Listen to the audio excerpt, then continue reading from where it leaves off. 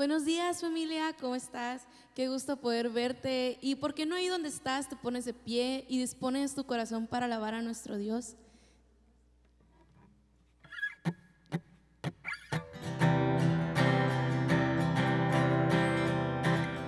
Señor, declaramos que tú eres vida.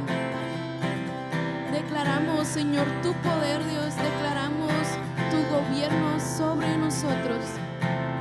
Se oye una voz que rompe tinieblas rotando en la tierra. Se escucha el sonar de nueva esperanza, un eco del cielo. Es la voz de una generación que ha probado que no hay como Él. Él es vida, Él es libertad, gozo y paz en la tempestad, Él venció, todos cantarán.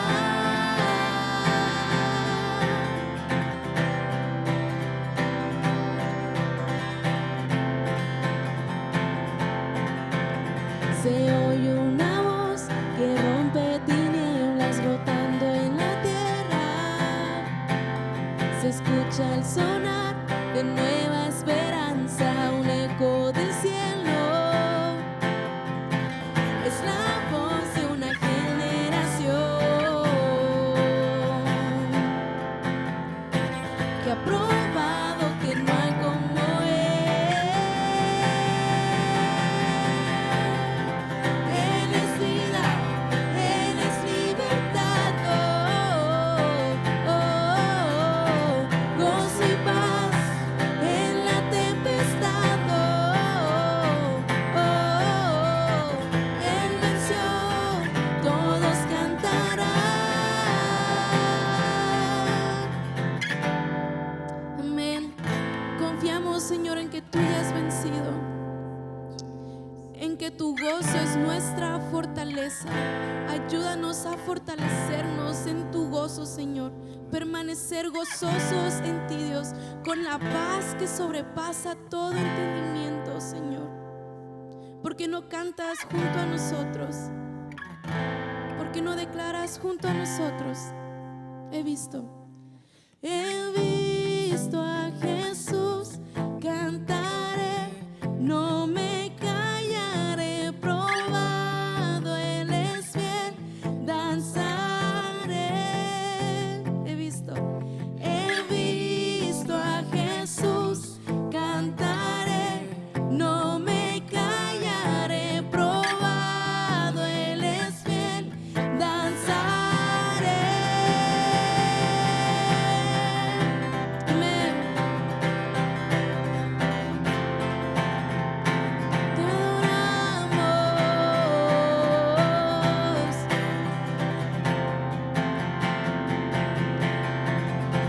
Él es vida, Él es libertad, gozo y paz en la tempestad,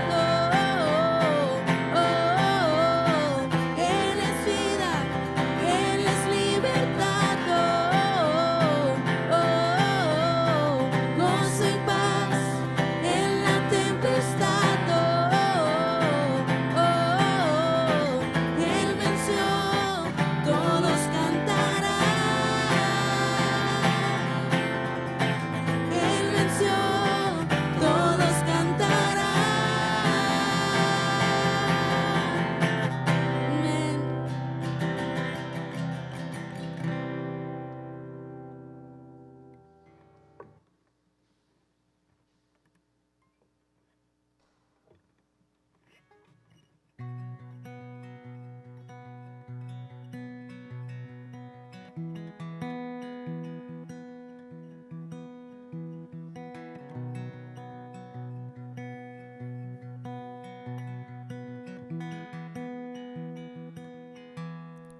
Emmanuel, tú estás aquí.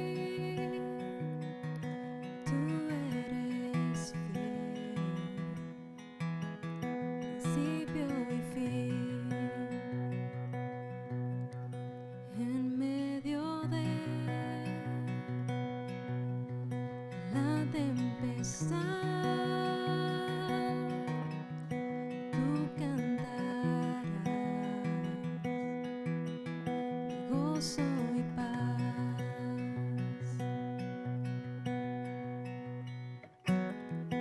Abba, Padre, yo te amo.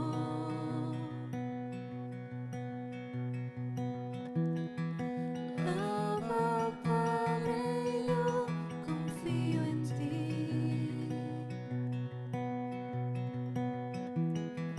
Abba, Padre, yo no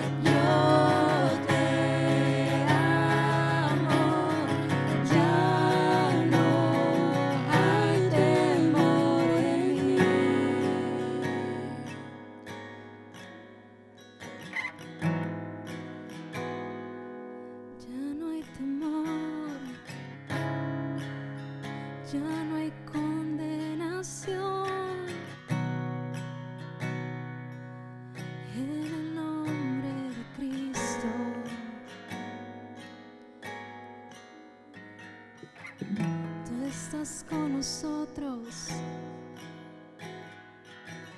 Dios con nosotros en toda adversidad. Él está aquí. En esta mañana declaramos el nombre de Cristo, el nombre de Dios. Sobre todo nombre, Jesús, tú estás hoy con nosotros. Tú estás hoy con nosotros en medio de cada adversidad, en medio de cada circunstancia, en medio de cada problema, de cada enfermedad que hoy tus hijos están presentando. Tú estás con nosotros. Tú extiendes tu mano hacia nuestro favor. Es tu amor y tu gracia la que nos cubre cada día. Hoy cantamos, Abba Padre, en señal de adoración, en señal de confianza, en señal de gratitud. Canta una vez más, Abba Padre. Abba Padre, yo te amo. No hay nadie como tú. Abba Padre, yo confío en ti, solo en ti, en la roca. Abba Padre, yo no temeré. Tú eres fiel y siempre serás. Amén. Siempre serás fiel.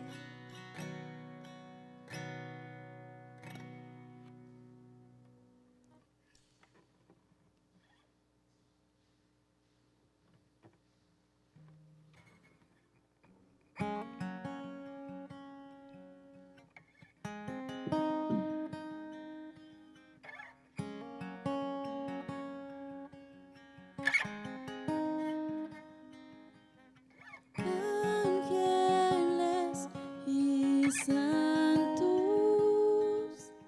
se postran ante ti. Los ancianos cantan y rinden sus coronas ante ti. Ángeles y santos se postran ante ti. Amén. Los ancianos cantan y rinden sus coronas ante ti. Digno eres tú, Señor. Digno eres tú, Señor, porque todo es de ti y todo es para ti. Tuya es la gloria.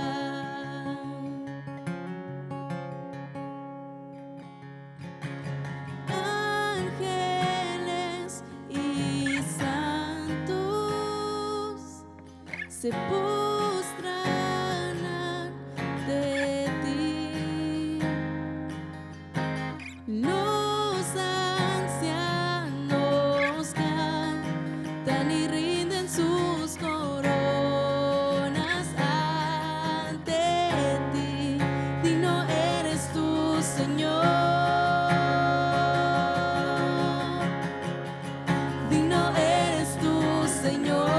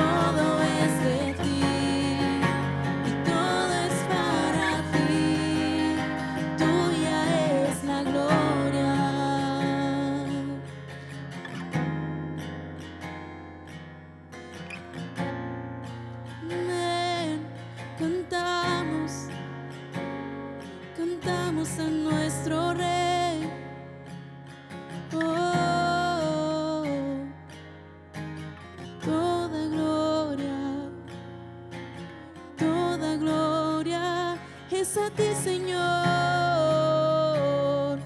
toda gloria.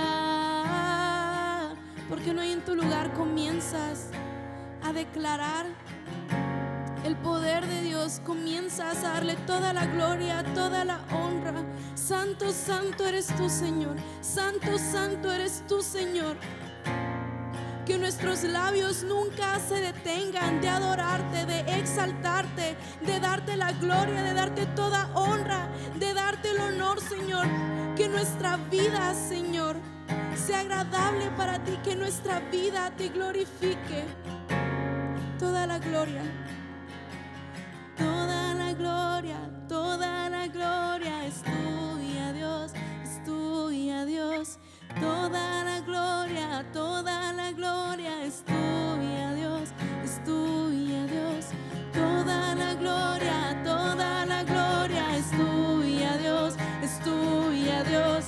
Toda la gloria es tuya, Dios, es tuya, Dios. Toda la gloria es tuya, Dios, es tuya, Dios. Toda la gloria es tuya, Dios, es tuya, Dios. Toda la gloria es tuya, Dios, es tuya, Dios. Toda la gloria es tuya, Dios. Y día y noche suba el incienso ante ti. Noche y día suba el incienso ante ti, Señor. Día y noche suba el incienso ante ti. Noche y día suba el incienso. Digno eres tú, Señor. Digno eres tú, Señor. Porque todo es de ti y todo es para ti. Tuya es la gloria. Digno, digno eres tú, Señor. Amén. Digno eres tú, Señor. Porque todo es de ti y todo es para ti. Tuya es la gloria.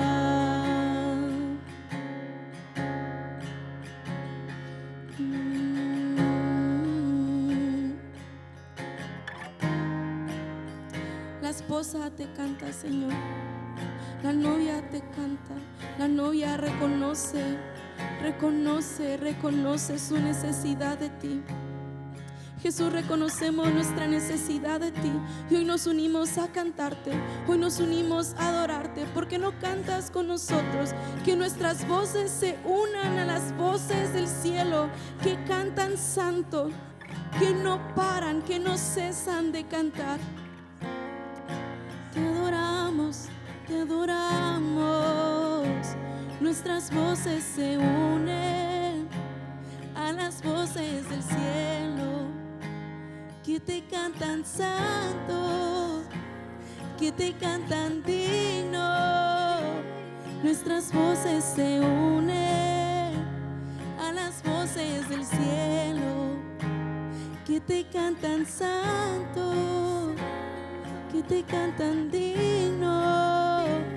Nuestras voces se unen a las voces del cielo que te cantan santo, que te cantan digno. Nuestras voces se unen a las voces del cielo que te cantan santo, que te cantan digno. Nuestras voces se unen a las voces del cielo que te cantan santo, que te cantan digno por la eternidad.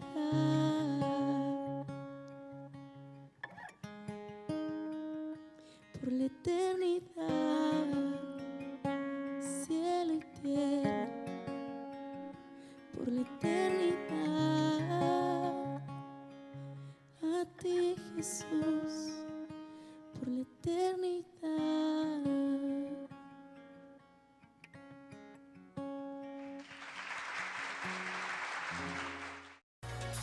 Hola, buenos días, mi nombre es Yaret, te quiero dar la bienvenida, muchas gracias por conectarte una vez más en esta transmisión.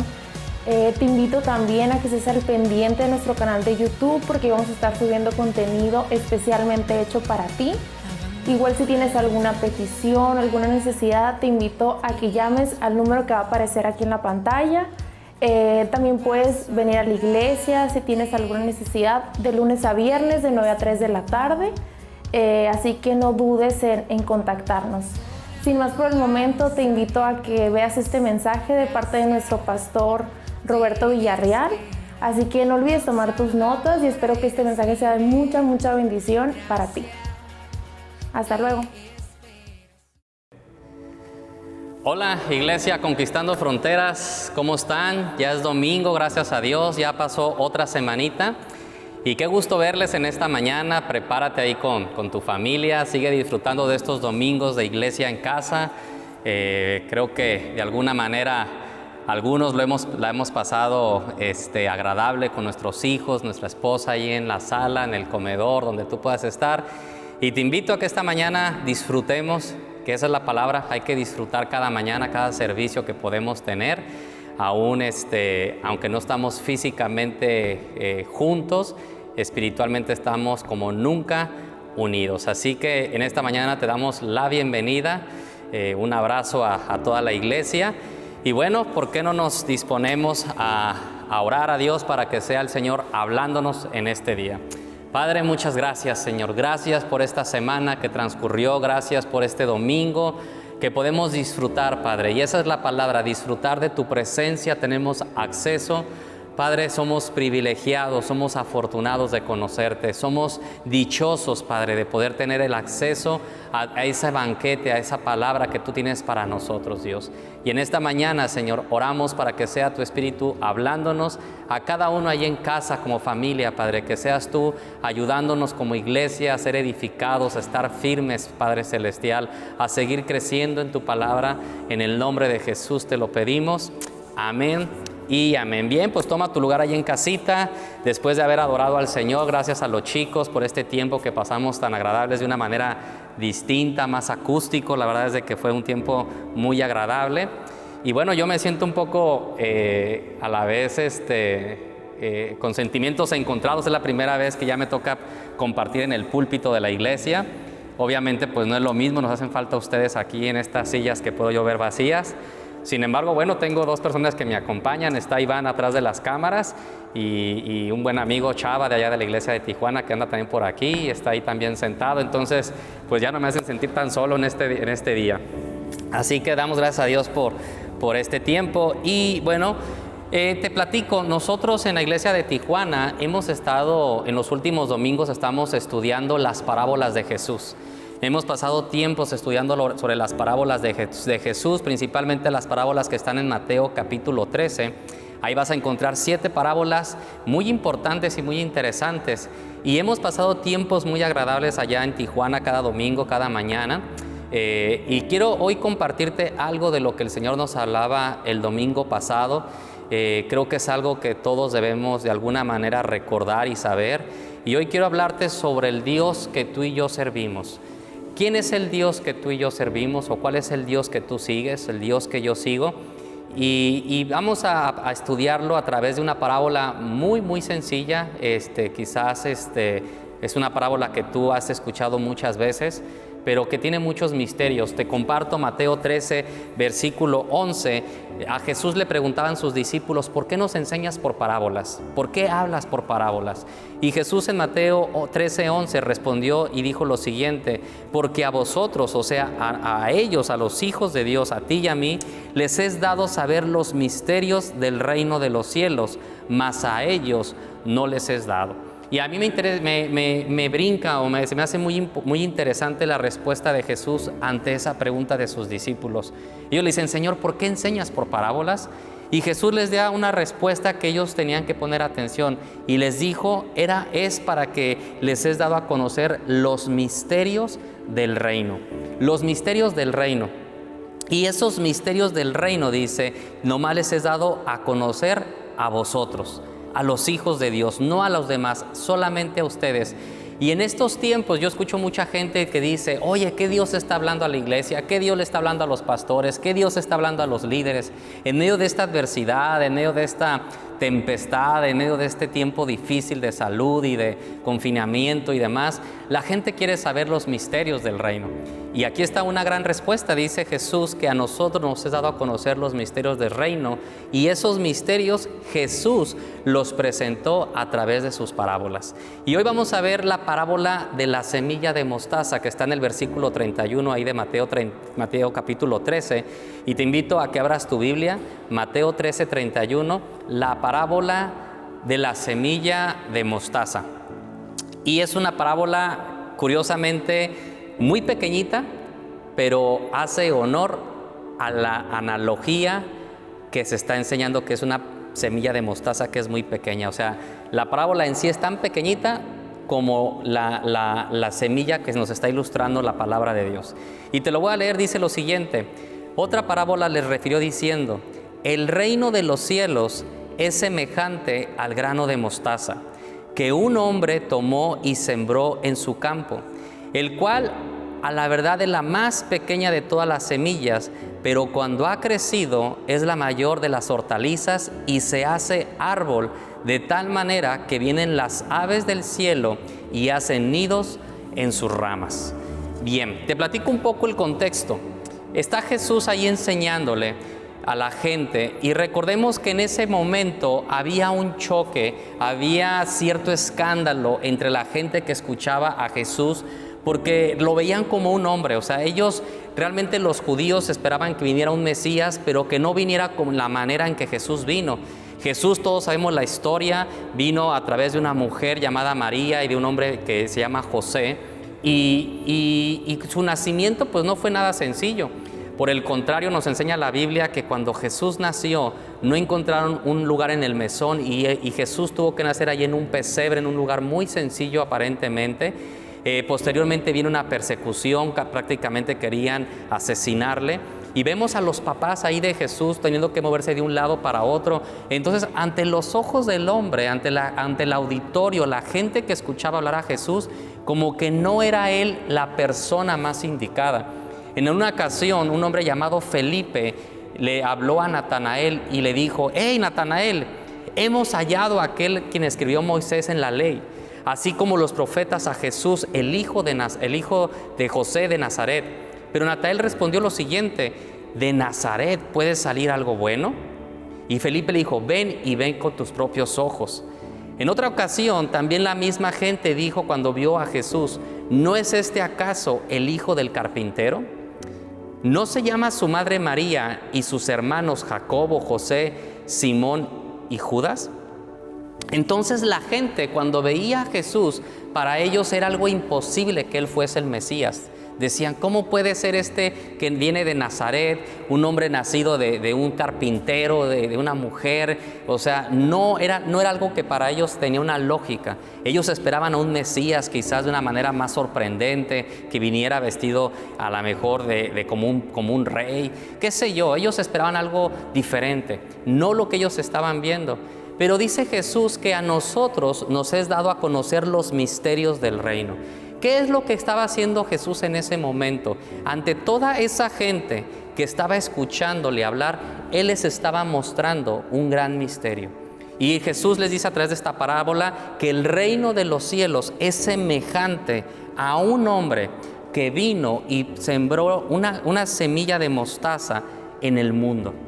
Y obviamente les estaba diciendo que ese hombre era Dios, era el Padre, y que el Padre, al ver un mundo tan necesitado, al ver un mundo esclavizado al pecado, a ver un mundo perdido, un mundo totalmente sin esperanza, a ver a la humanidad totalmente huérfana, es que el Padre, dice Juan 3:16, porque de tal manera amó Dios al mundo que dio a su Hijo, que es esa semilla de mostaza, para que todo aquel que en Él cree no se pierda, mas tenga vida eterna. Y lo que Jesús les estaba tratando de mostrar a todo este auditorio que tenía ahí, a toda esta gente que le estaba escuchando, era decirles: yo soy ese grano de mostaza. Mi Padre, que es Dios, Él amó tanto a este mundo que me ha enviado a mí como una semilla de mostaza ante sus ojos, porque ante sus ojos Jesús era como una semilla, algo insignificante, algo muy pequeñito, algo que no tenía valor, algo que para ellos podía pasar desapercibido. Pero todos conocemos la historia de Jesús, porque Jesús precisamente fue como ese grano de mostaza que dice la parábola, pero cuando ha crecido es la mayor de las hortalizas y se hace árbol. ¿Cuántos no conocemos la historia de Jesús, amados? ¿Y cuántos a veces se nos olvida todo lo que Jesús hizo en la tierra cuando Él estuvo entre su pueblo, entre su gente? Y todos podemos recordar, yo quiero platicarte o recordarte algunas anécdotas de Jesús, porque ese mismo Jesús es al que tú y yo hoy en este día servimos. ¿Cuántos no recordarán aquella historia de un hombre llamado Zaqueo? Un hombre publicano, un hombre muy rico, un hombre importante, pero un hombre totalmente solitario. Yo pienso, quizás Zaqueo no hay mucho de su vida, de su pasado, pero yo la manera en que puedo leer la historia dice que Zaqueo sabía que Jesús iba a pasar por un camino y él, como era bajo de estatura, él quería conocerle, él ansiaba conocer a Jesús. Y eso nos habla, si Zaqueo era un hombre rico, un hombre importante, ¿qué necesidad tenía de conocer a Jesús? Pero él ya había escuchado hablar de él, quizás él ya había escuchado hablar de Jesús, que era un hombre amoroso, un hombre que traía un mensaje de salvación, un hombre que traía un mensaje de esperanza. Y quizás Zaqueo, entre tantas riquezas, estaba pasando por tiempos difíciles, quizás estaba amenazado de muerte por tanto dinero que a lo mejor él había robado. No sabemos, pero sí puedo percibir que Zaqueo tenía una gran necesidad. Y Zaqueo viene y busca el lugar por donde Jesús iba a pasar, y al ser muy bajo de estatura, Zaqueo busca un árbol de esos que se llaman sicomoro y se sube a ese árbol y empieza a ver a Jesús. Y Jesús viene caminando como una semilla de mostaza que se convierte en una hortaliza, y de repente voltea y ve a Zaqueo y lo identifica y le dice: Zaqueo, baja de ese árbol, porque esta misma tarde yo voy a estar en tu casa, voy a estar en tu hogar. Y toda la gente que estaba alrededor se escandalizó. ¿Cómo es que Jesús va a ir a la casa de este publicano? ¿Cómo es que Jesús va a entrar a la casa de este hombre? Ahora, quiero que vayamos empezando a recapitular. Jesús va por el camino. Jesús va caminando y le dice a Zaqueo: esta tarde, este día, yo voy a ir a tu casa. No le estaba diciendo: Zaqueo, te espero en tal lugar a tales horas, porque quiero hablar contigo. Le estaba diciendo: Zaqueo, este mismo día, yo voy a ir a tu casa. Y la gente se escandalizó, la gente se admiraba de que Jesús entrara a la casa de un publicano y hombre como era Zaqueo. Y la Biblia nos enseña que Jesús entró a la casa de Zaqueo y hubo un encuentro, hubo ahí una comunión de Zaqueo con Jesús. Y podemos ver en Lucas 19:8 que dice: entonces Zaqueo, puesto en pie, dijo al Señor: he aquí, Señor, la mitad de mis bienes doy a los pobres, y si en algo he defraudado a alguno, se lo devuelvo cuadruplicado.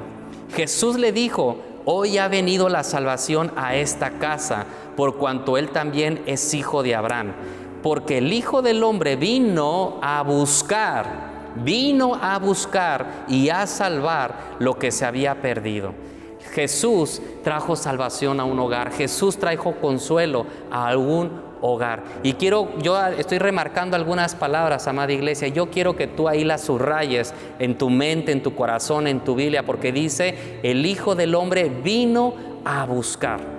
Y al final de esta plática vamos a entender por qué te hago estas remarcaciones de algunas palabras claves. Otro día se encontró también en el camino un hombre llamado Jairo. Jairo era un hombre importante ahí en su tierra, Y Jairo viene y ante Jesús, ante esa semilla de mostaza que parecía insignificante para muchos, y viene corriendo y le dice: Jesús, ayúdame, salva a mi hija, una niña de 12 años que estaba muriendo, una niña que tenía quizás una enfermedad de muerte, estaba agonizando en su casa. Y dice la Biblia que Jairo vino y se postró ante sus pies, reconociendo su grandeza, reconociéndole como el más grande de las hortalizas, como un árbol grande. Y ahí está la referencia a la parábola. Por eso dice la parábola que Jesús, cuando iba creciendo esa semilla, se convirtió en la más grande de las hortalizas y se hizo un árbol tan grande que de tal manera vienen las aves del cielo y hacen nido en sus ramas. Eso nos habla de los hombres, de las mujeres, del ser humano, buscando anidar en una protección en Jesús. Y Jairo estaba haciendo precisamente lo que dice la parábola. Él fue a buscar ese árbol frondoso, a buscar esa hortaliza tan grande, y fue a hacer un nido dentro de sus ramas. Y le decía: Jesús, mi hija está muriendo. Una niña que la Biblia nos habla que tenía 12 años, se encontraba a punto de morir. Y dice que la palabra que Jesús accedió a la petición de Jairo, y no le dijo: Jesús, trae a tu hija hacia mí. Jesús empezó a ir hacia su casa. Él empezó a dirigirse hacia su casa, empezó a ir hacia la casa de Jairo. Y la Biblia nos habla que en el camino, cuando iba a casa de Jairo, Jesús se encuentra con una mujer que tenía flujo de sangre por más de 12 años. Y dice la Biblia que cuando Jesús iba por el camino, qué importante, amada iglesia, qué importante es atender al llamado de la necesidad. Cuando tú y yo decidimos atender el llamado y salir a este mundo, a atender las necesidades, escúchame bien, aún en el camino, aún en el ínter, tú y yo nos podemos encontrar todavía con gente necesitada. Si Jesús hubiera decidido decirle a Jairo: claro que sí, Jairo, tráeme a tu hija, dile a tus sirvientes que la traigan aquí y yo la voy a sanar, quizás nunca se hubiera encontrado con esa mujer del flujo de sangre. Pero Jesús decidió ir, porque a eso fue llamado. A eso él había sido llamado, a ir al necesitado, a ir a aquel que estaba perdido. Y Jesús va en el camino, y en ese ínter se encuentra con una mujer que sufría flujo de sangre.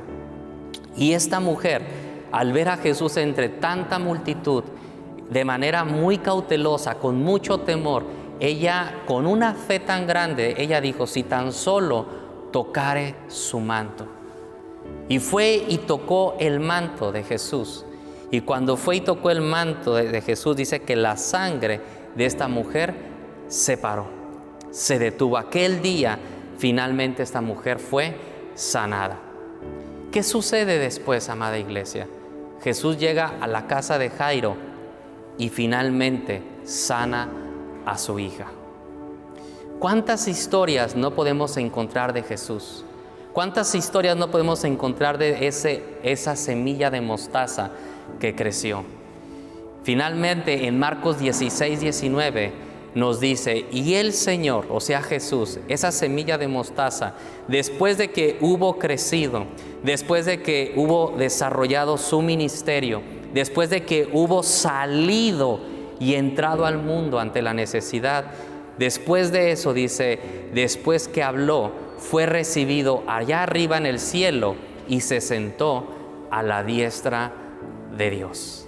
Esa semilla de mostaza que estaba presentada ante el hombre, aquella semilla de mostaza que la gente no entendía cómo es que el Mesías había venido de esa manera, y que Jesús, a través de esa parábola, trataba de revelarles esa verdad a la gente para que creyeran que Él era el Hijo de Dios, y que solamente algunos pudieron entender. Bueno, ahora les estaba revelando cómo un día su gloria iba a ser magnificada, cómo su gloria iba a ser un día demostrada. Y Marcos 16:19 nos muestra y nos habla que Él un día fue recibido allá arriba en el cielo y se sentó a la diestra del Padre. Ahora, ¿por qué te quise hablar un poco sobre Jesús? Porque, amada iglesia, hay veces que podemos pasar situaciones como el pueblo de Israel. Hay veces tú y yo podemos leer tantas historias. Yo te conté un 1% de lo que Jesús hizo como hombre aquí en la tierra. Tú puedes leer tu Biblia, buscar, y vas a encontrar muchas anécdotas de lo que Jesús hizo. Pero a pesar de que leemos tantas historias en la Biblia, La verdad de las cosas es de que a veces nos puede suceder o nos ha pasado como le sucedió a Israel. ¿Cuántos no recuerdan el pueblo de Israel? ¿Cuántos no recordamos al pueblo de Israel? Y tú y yo podemos leer tantas veces esa historia cuando Dios los saca de Egipto. Ellos estaban en Egipto como esclavos, así como tú y yo estábamos en este mundo. Egipto representa el mundo. El Israel estaba en un lugar, en una ciudad, como esclavos. Los tenían ahí prisioneros, los tenían esclavizados. Y un día Dios usa a un hombre llamado Moisés, que representa al Mesías, a Jesús, y viene y les trae libertad. Les trae libertad por medio de milagros, por maneras sobrenaturales o maneras sorprendentes. Y los saca de Egipto haciendo milagros en Egipto. Pero no más en Egipto, salen de Egipto y ellos son perseguidos. Y ante sus ojos, de una manera sobrenatural, Dios abre el mar y abre camino para que ellos pudieran salir, para que ellos pudieran salir de esa esclavitud. Y tú y yo podemos leer en la Biblia y todos lo recordamos perfectamente, cómo Dios en el desierto pudo hacer tantas cosas por su pueblo, tantas cosas sobrenaturales, que sería difícil poder entender cómo Israel a veces se les olvidaba el Dios que tenían. Porque hubo momentos donde ellos dieron poquita dificultad en el desierto y empezaron a decir: oh, Moisés, ¿por qué nos sacaste de aquí? ¿Por qué no nos dejaste en Egipto? Allá por lo menos teníamos comida, allá por lo menos teníamos agua, allá por lo menos estábamos seguros, ahora estamos en un desierto. Pero ¿cómo era posible que un pueblo, al ver tantos milagros, al ver que Dios les traía del cielo el maná, al haber abierto el mar, al haber tomado agua, o sea, el haberles proveído ropas, de calzado de una manera sobrenatural, cómo era posible que Israel se olvidara de su Dios? Y escúchame una cosa, todo sucedió en un momento en que Israel tuvo un poco de dificultad. Y lo mismo puede pasar hoy en día con nosotros, porque la Biblia para eso fue escrita, para poder aprender de la historia. Porque desafortunadamente, hermano mío y hermana mía, tú y yo seguimos cometiendo los mismos errores de nuestros antepasados. Esa es la gran verdad. Tú y yo seguimos cometiendo algunos errores, pero escúchame bien, es mejor aprender de los errores de las personas que están fuera de nuestros zapatos. Porque si tú y yo aprendemos de los errores de otra persona, podemos ver nada más el error, pero no podremos vivir las consecuencias. Pero si tú y yo no aprendemos de esos errores y los seguimos cometiendo, entonces sí vamos a vivir las consecuencias. Podemos ver las consecuencias nada más de los errores de otra persona sin vivirlas. Y Israel pasó lo que te estoy comentando. Ellos se olvidaron de quién era su Dios. Ahora quiero entrar un poquito en el tema y te pido que te concentres en esto. Este desierto que hemos pasado, este tiempo que para nosotros ha sido un desierto y que para muchos ha sido un desierto muy grande, para otros quizás más pequeño, cada uno es diferente. Pero yo te quiero preguntar, amada iglesia, este tiempo, ¿qué ha hecho en tu corazón? ¿Qué ha hecho en tu mente? ¿Te ha hecho reconocer aún más la grandeza de tu Dios y de nuestro Dios? ¿O te ha hecho olvidarte de quién es Dios y empezarte a enfocar más en la preocupación? ¿Qué es lo que ha hecho estos 3-4 meses en los cuales hemos pasado tantas cosas? Y yo lo hablaba el jueves pasado con el pastor Bernardo en la charla. Sé que para muchos ha sido difícil, temas de trabajo, temas de familia, estrés, economía, salud, muchas cosas. Y eso no es el punto, todos estamos entendiendo ese punto. Pero yo te quiero preguntar, ¿qué ha sucedido en tu corazón, en tu mente, en todo este tiempo? ¿Cómo te has sentido tú? ¿Y qué ha sido Dios para ti en medio de este tiempo? Porque Israel continuamente, al estar en el desierto y a estar en el conflicto, se olvidó quién era su Dios. Y prácticamente ellos estaban rogándole a Moisés regresar a su pasado, regresar a donde estaban esclavizados. Todos recordarán aquella batalla del rey David. Antes de ser rey, él fue y enfrentó a un gigante llamado Goliat. Y todos recordamos que cuando llegó David ahí al campo de batalla, estaban por este lado los filisteos, por este lado estaban los hijos de Dios, los guerreros de Israel, y en medio había un valle, y estaban listos para pelear. Pero los guerreros de Israel estaban ahí paralizados, estaban listos pero no actuaban. Y llega David y empieza a escuchar a este gigante llamado Goliat que estaba retando al pueblo, y inmediatamente puso las manos a la obra y él empezó a decir, a ver, ¿quién es este incircunciso? O sea, ¿quién se atreve a venir en contra del pueblo de Dios? Y David sabía quién era su Dios. Y todos conocemos la historia. Él enfrentó a Goliat y lo mató. Pero en 2 de Samuel, capítulo 21, versículo 15 al 17, y con esto vamos a aterrizar el tema y a terminar. Escucha lo que sucedió. Ya aquí David se vuelve, después de algunas guerras con los filisteos, vuelve a tener otra batalla. Pero aquí sucede algo diferente. 2 de Samuel 21:15 dice así, versión NTV: una vez más los filisteos estaban en guerra con Israel. Y cuando David y sus hombres estaban en lo más reñido de la pelea, a David, escucha esto, se le acabaron las fuerzas y quedó exhausto. Isbi-Benob era un descendiente de los gigantes. La punta de bronce de su lanza pesaba más de 3 kilos y estaba armado con una espada nueva. Había acorralado a David y estaba a punto de matarlo.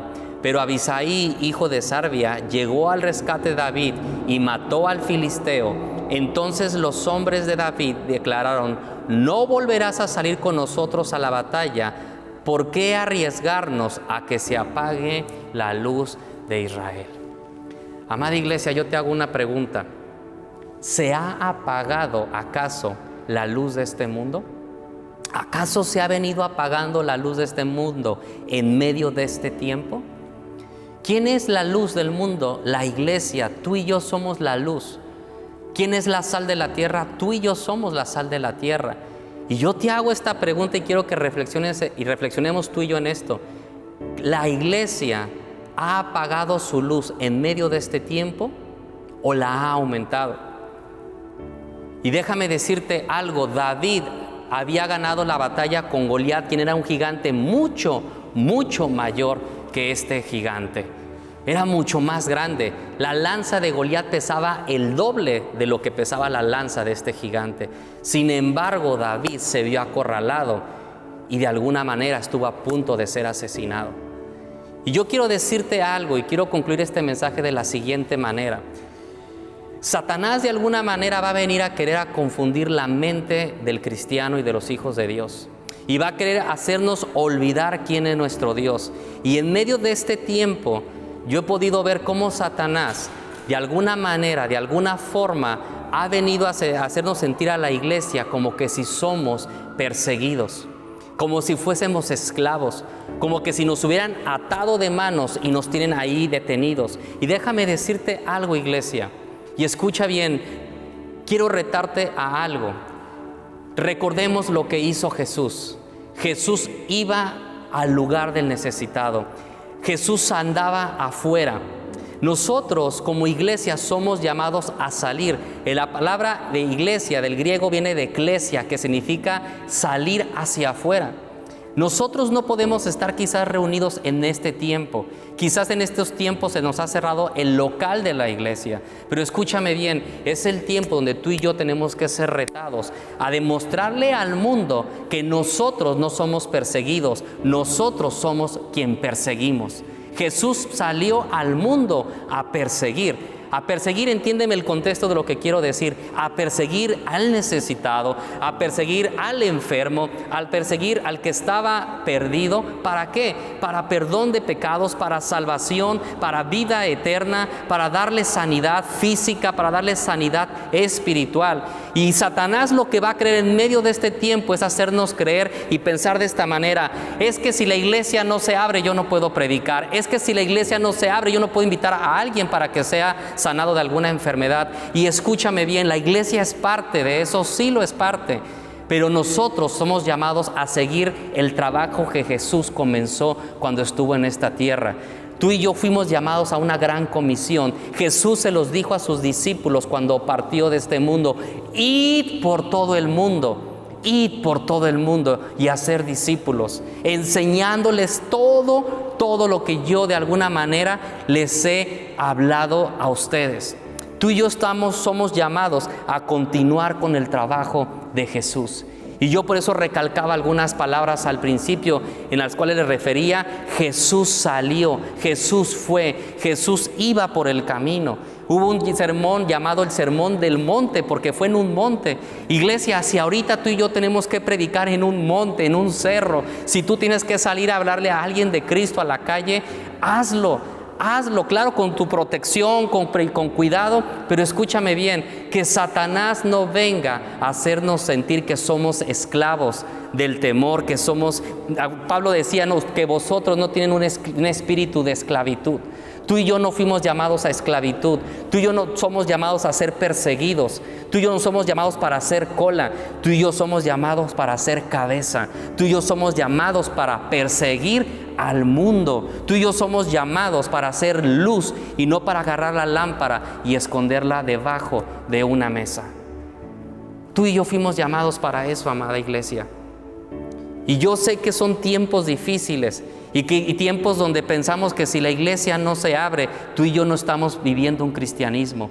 Tú y yo podemos vivir un cristianismo apasionado. La iglesia primitiva, cuando más fue perseguida, nada se compara con lo de hoy, amados. Nada se puede comparar con lo que tú y yo vivimos. La persecución de ellos era matándolos, llevándolos al Coliseo, metiéndolos donde había animales salvajes. Prendían, Constantino, un emperador, usaba vivos, los ponía en su palacio para usarlos como antorchas encendidas. Pero la iglesia entendió algo, y la iglesia primitiva dijo: entre más nos maten, más nosotros vamos a perseguirles predicando el evangelio. Y fue el tiempo en que la iglesia más se multiplicó. Podrá estar cerrada el local de este lugar, escúchame, pero es en el tiempo que más tú y yo debemos multiplicarnos. Es el tiempo donde tú y yo más debemos salir a predicar y ser sabios, y decirle al Señor y al Espíritu Santo que nos quite todo pensamiento y todo espíritu de esclavitud. Tú y yo estamos para perseguir y no para que nos persigan. Termino con esto. Isaías 46, 16. Fue un versículo que un buen amigo me mandó hace unos días por WhatsApp. Y yo lo creo, y yo creo que es una promesa de parte de Dios. Y ponlo en tu corazón. Porque siempre que venía una persecución, siempre que en la Biblia venía un tiempo difícil, sin excepción, siempre que había un desierto, posteriormente venía una nueva era, un nuevo tiempo de gloria, de bendición. Y Dios dijo así en Jeremías 43, 16: así dice Jehová, el que abre camino en el mar y senda en las aguas impetuosas, el que saca carro y caballo, ejército y fuerza, caen juntamente para no levantarse, fenecen como pabilo, quedan apagados. No os acordéis de las cosas pasadas, ni traigáis a memoria las cosas antiguas. He aquí que yo hago cosa nueva, pronto saldrá a luz, no la esconderéis. Otra vez abriré camino en el desierto y ríos en la soledad. Yo creo eso y yo digo amén y amén. Creo que es Dios que volverá a abrir camino como lo hizo con Israel. En medio de este desierto o en medio de un mar profundo que podemos tener enfrente, hablando espiritualmente, que creemos que va a ser difícil continuar como iglesia, Él va a abrir camino. Y como dice esa pregunta, no esconderemos la luz. Iglesia, tú y yo somos la luz de este mundo. ¿Por qué? Porque Cristo vive en nosotros y para eso fuimos llamados, para que la gente tenga esperanza. Y si es necesario que nosotros persigamos y salgamos, lo vamos a hacer. ¿Por qué no me dejas orar para despedirnos? Padre, Señor, yo creo, Padre, creemos que tú abrirás camino. Padre, creemos que en medio de este tiempo, en medio de la adversidad, serás tú trayendo esperanza, trayendo luz. Padre, no nos acordaremos del pasado, ahora comenzaremos a mirar hacia el frente, porque nosotros no somos de los que retroceden, nosotros no somos de los que salen huyendo. Padre, nosotros no somos víctimas, nosotros nos debemos al mundo, Padre. Y ahora yo oro para que tú traigas fuerza, traigas valentía y traigas denuedo en medio de tu iglesia, para que el tiempo que dure, las semanas que falten o los días que falten para poder tener nuestras puertas abiertas, podamos como iglesia salir y ser la luz de este mundo. Porque en este mundo, así como fue Jesús caminando a la casa de Jairo, quizás nos podamos encontrar con gente como esa mujer, con una necesidad, con una petición, con una enfermedad, Padre. Ayúdanos a ser valientes y a predicar con denuedo tu palabra, en el nombre de Jesús. Amén. Dios les bendiga.